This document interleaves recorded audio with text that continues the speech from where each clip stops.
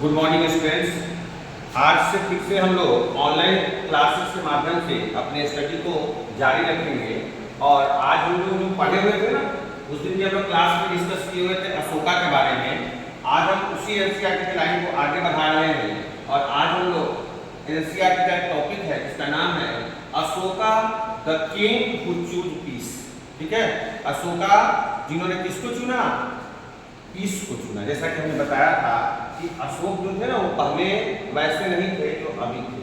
ठीक है ना, मतलब पहले वो बहुत रूथलेस हुआ करते थे, उनमें कोई भी काइंडनेस नहीं था, बहुत क्रूएल्टी था।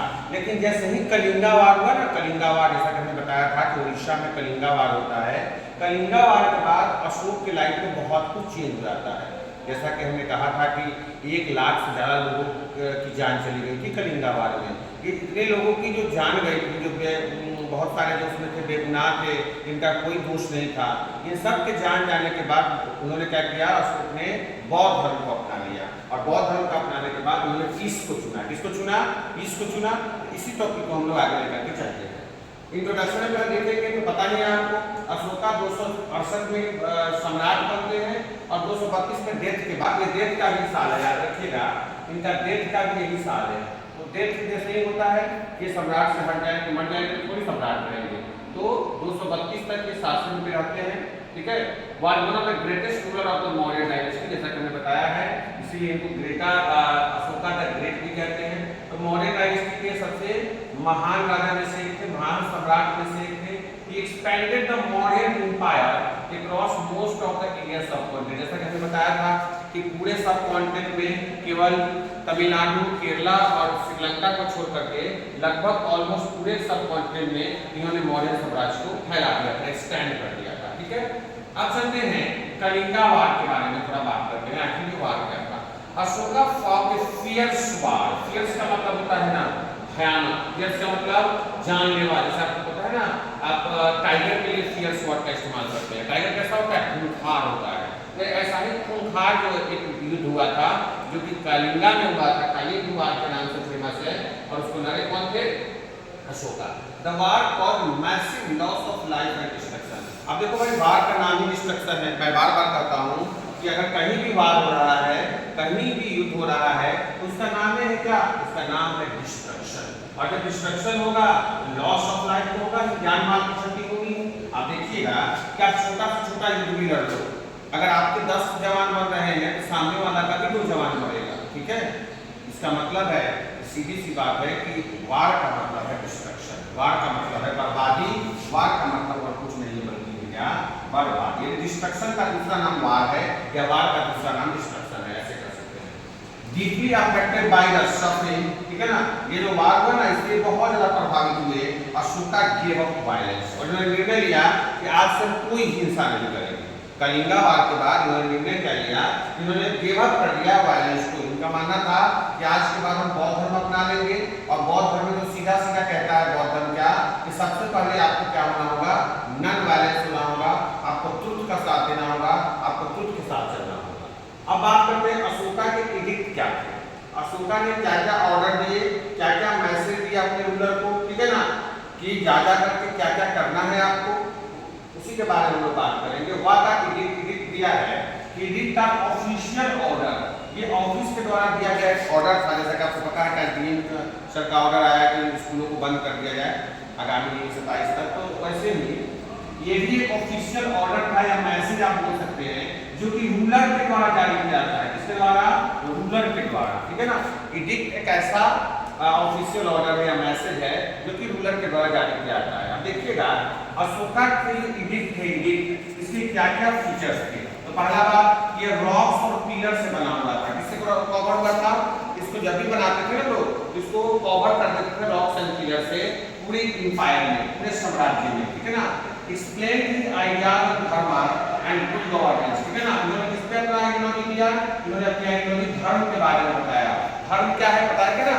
धर्म का मतलब होता है आपका ड्यूटी। आप अपने ड्यूटी के प्रति कितना ट्रूथफुल हैं, आप अपने ड्यूटी के प्रति कितना ज़्यादा ऑनेस्ट हैं, ये सब कहलाता है धर्म के बारे में। हम कहते हैं ना कि टीचर का धर्म जो है वो पढ़ाना है, बच्चों का जो परम धर्म है वो पढ़ना है। ठीक है, सेम उसी प्रकार इन्होंने बहुत ज़्यादा धर्म पे काम किया।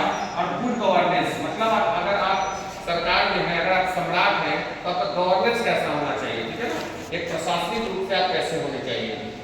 Timeless timeless.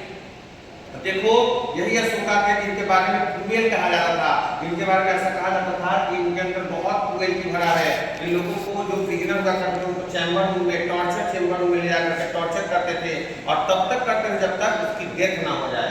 आज वही अशोका कलिंगा वार के बाद क्या बन गए हैं, काइंडनेस बन गए हैं। इनके अंदर ऑनेस्टी आ गया है एंड रिस्पेक्ट फॉर ऑल, और सबके लिए सम्मान आ गया। ठीक है, यानी बहुत सारा चीज अशोका के लाइफ में देखने को मिलता है।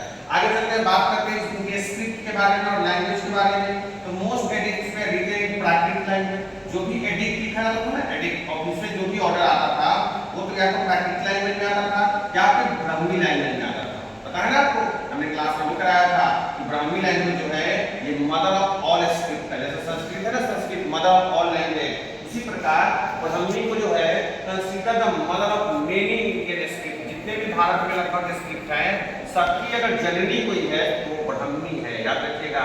ये स्क्रिप्ट है, ये क्या है सर, स्क्रिप्ट है। जैसे हिंदी का स्क्रिप्ट क्या है, देवनागरी, इंग्लिश का स्क्रिप्ट क्या है, रोमन, सेम उसी प्रकार ये ब्राह्मी जो आपका जो लैंग्वेज है इसका, सॉरी ब्राह्मी जो है ये क्या है, ये स्क्रिप्ट है।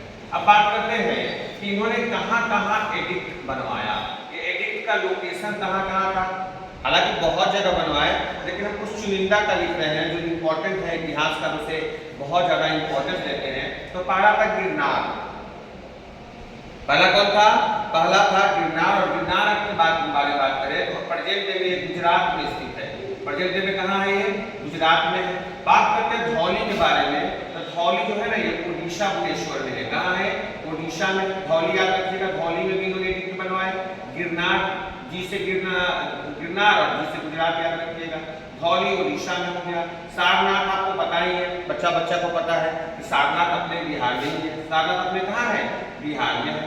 सांची जो है हम पढ़ाए थे, सांची जो है वो वर्ल्ड हेरिटेज साइट भी है, यूनेस्को द्वारा इसको वर्ल्ड हेरिटेज साइट भी दिया गया था। और ये सांची कहाँ है, तो ये एमपी में है, मध्य प्रदेश में है। मेरठ सबको पता है यूपी में होगा। कांधार कहाँ होगा सर, देखो कांधार एक ऐसा था जो अभी भारत का पार्ट नहीं है, कांधार अफगानिस्तान में हुआ करता है। अभी इसका अगर लोकेशन के बारे में बात करें तो कांधार आपको अफगानिस्तान में मिलेगा। कहाँ देखने को मिलेगा सर, तो ये आपको अफगानिस्तान में देखने को मिलेगा। बात करते हैं अमरावती, तो अमरावती आंध्रा में कहाँ है, आंध्र प्रदेश में आपको देखने को मिल जाएगा। उसके बाद हम करते हैं ब्रह्मागिरी, ठीक है ना। तो ब्रह्मागिरी के बारे में अगर बात करें तो ब्रह्मागिरी मुझे लगता है कि ये आपको मिल जाएगा महाराष्ट्र के आसपास में। यस, महाराष्ट्र ही होगा, याद रखिएगा। ब्रह्मागिरी आपको मिलेगा महाराष्ट्र में। हमने क्यों सबका स्टेट बताया, ताकि आप कनेक्ट कर पाओ चीजों को, ठीक है ना। जैसे हमने सबका भी स्टेट इसलिए बताया ताकि आप चीजों को ज्यादा कनेक्ट कर सको। देख रहे हो ना आप, भारत के ऑलमोस्ट सब पार्ट में है। ओडिशा देखो भारत का ईस्टर्न पार्ट है, गुजरात भारत का ईस्टर्न पार्ट है, एमपी भारत का सेंट्रल इंडिया है, बिहार नॉर्थ इंडिया में आता है, अफगानिस्तान देखो सबसे वेस्टर्न पार्ट है, आंध्र प्रदेश आपको सबसे साउथ में मिल जाएगा, महाराष्ट्र भी आपको साउथ और ये सेंट्रल के बीच में मिलेगा। मतलब भारत के लगभग कोनों में इन्होंने अपना एडिक्ट बनवाया। किसने बनवाया सर, ये बनवाते हैं सम्राट अशोक, ठीक है ना। ऑलमोस्ट भारत के प्रत्येक स्टेट में इनका एडिक्ट देखने को मिलता है। अब बात करते हैं अगले टॉपिक के बारे में। अगला टॉपिक है अशोका धर्म। अशोक के कौन कौन से धर्म है, अशोक के क्या धर्म क्या था, उसने अपने धर्म को किस तरह से लिया, ठीक है। बात करते हैं सबसे पहले मीनिंग ऑफ धर्मा। देखिए धर्मा का जो मीनिंग होता है हमने पहले ही बताया कि धर्मा का मीनिंग होता है ड्यूटी। अगर आप अपने धर्म में क्या है, अगर आप अपना धर्म करना चाहते हैं तो सबसे पहले आपको जो ड्यूटी दिया जाए ना वो ड्यूटी कीजिए। तो धर्म का मतलब हो गया ड्यूटी।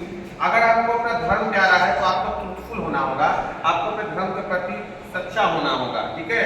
साथ ही साथ मोरल कंडक्ट, बार बार हम बात करते हैं, अगर आपका मोरल कंडक्ट सही है तभी आप अच्छा से अपना धर्म निभा रहे हैं। अगर आपका मोरल कंडक्ट अच्छा नहीं है, आपका आचरण, आपका व्यवहार, कंडक्ट का मतलब होता है आचरण, इसको व्यवहार कहते हैं। क्या कहते हैं इसको, व्यवहार करते हैं। अगर आपका आचरण, अगर आपका व्यवहार, आपका अगर मोरल कंडक्ट अच्छा है तो भी आप अपने धर्म को निभा रहे हैं। अगर आपका मोरल कंडक्ट कहीं से भी ठीक नहीं है इसका मतलब है आप अपने धर्म के प्रति सजग नहीं है।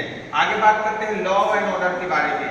अगर आप अपने धर्म को निभा रहे हैं तो आप अपने लॉ एंड ऑर्डर को भी ठीक रखेंगे, यानी किसी तरह से इसमें भी कोई दिक्कत ना होगा, ठीक है। बात करते हैं अशोक के प्रिंसिपल के बारे में, इनके क्या क्या प्रिंसिपल थे, इनके क्या क्या उद्देश्य थे, इनकी क्या क्या विशेषता थी, इनका क्या क्या ये मतलब मानना था, इनका मानना क्या क्या था कि कैसे हमें जिंदगी में आगे जीना है। तो पहला है रिस्पेक्ट पेरेंट्स।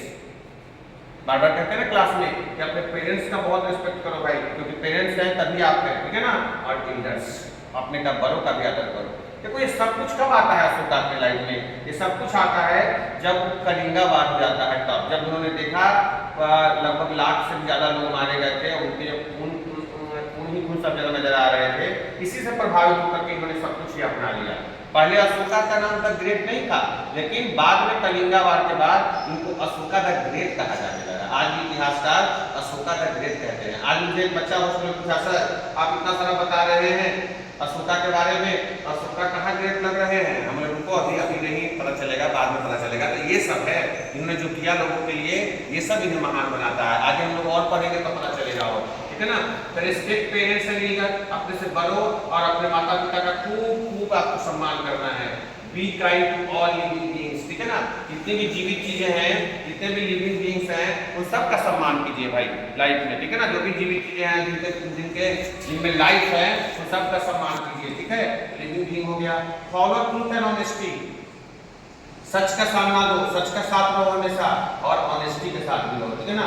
अगर आपके अंदर सत्यनिष्ठा है, अगर आपके अंदर ऑनेस्टी है, तो आप अपने धर्म का पालन कर रहे हो। अवॉइड वायलेंस, ये सबसे इंपॉर्टेंट है। आप कहीं से भी हिंसा नहीं करो, हिंसा को आप अवॉइड करो, ठीक है। तो ये सारे थे मेन प्रिंसिपल। कल हम लोग अशोका के बारे में और ज्यादा पढ़ेंगे कि उन्होंने लोगों के लिए क्या किया, जन कल्याण के लिए क्या किया, यानी वेलफेयर जो था लोगों का, पीपल वेलफेयर, उसके लिए क्या क्या किया। जैसे हम पढ़ाए थे क्लास में, गेस्ट हाउस बनवाए, वेल्स बनवाए, इन सब के बारे में हम लोग कल क्लास को आगे करेंगे। कोशिश कीजिए कि क्लास के लिए ऑनलाइन क्लास में जितने भी नोट्स हैं आप उसको यहीं प्रॉपर कर लें, और जब हम लोग ऑफलाइन में मिले तो ये सारा नोट्स आपकी कॉपी में एकदम लिखित होना चाहिए, ठीक है। तो आज के लिए हम लोग यहीं रोकेंगे, कल हम लोग फिर से आगे अपनी कक्षा को आगे बढ़ाएंगे। चलिए इस वीडियो को देखिए अच्छे से। बहुत बहुत धन्यवाद।